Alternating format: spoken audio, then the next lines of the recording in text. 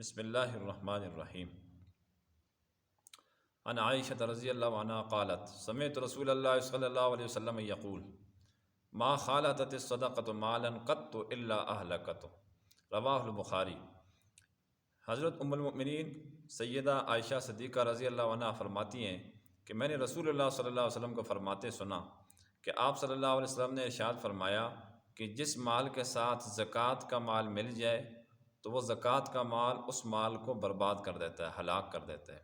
اس حدیث مبارکہ کی محدثین کرام نے دو توجیہ فرمائی ہے۔ ایک یہ کہ جس آدمی پر زکوٰۃ واجب ہو اور وہ زکوٰۃ اس کے باوجود ادا نہ کرے تو جو زکوٰۃ کی رقم اس مال کے اندر بنتی ہے وہ اس اصل مال کو تباہ و برباد کر دے گی، مطلب برکت ختم ہو جائے گی۔ اور دوسری توجیہ یہ ہے کہ جو آدمی زکوٰۃ کا حقدار نہیں ہے، وہ زکوٰۃ کا مستحق فقیر بن کے کسی سے زکوٰۃ وصول کر لیتا ہے تو اس کا بھی جو مال ہے وہ برباد ہو جائے گا۔ تو یہ دو قسم کی توجیہ اس کی ہے۔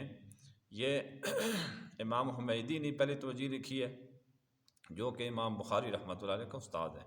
اسی طرح دوسری توجیہ ہے کہ جو بندہ فقیر یا مستحق نہیں ہے زکوٰۃ کا، وہ زکوٰۃ لیتا ہے تو وہ زکوٰۃ اس کے مال کو برباد کر دیتی ہے، جو اس کے پاس جتنا کچھ ساز و سامان ہے۔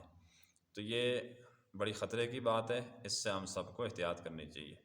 اب تک جتنی بھی احادیث مبارکہ تھی وہ کتاب الصلاۃ سے متعلق تھی، نماز سے متعلق، اگرچہ کچھ آخر پہ رہ رہی ہیں، لیکن چونکہ وقت جو ہے زکوٰۃ کا ہے، اس لیے میں نے مناسب سمجھا کہ اس وقت جو ہے وہ زکوٰۃ کے متعلق جتنی وعیدیں ہیں، فضیلتیں ہیں، وہ آپ کے گوش گزار کر دیجئیں۔ اللہ تعالیٰ ہم سب کو ان احادیث مبارکہ کے تناظر میں اپنی اصلاح کی توفیق عطا فرمائے۔ وآخر دعوانا ان الحمد للہ رب العالمین۔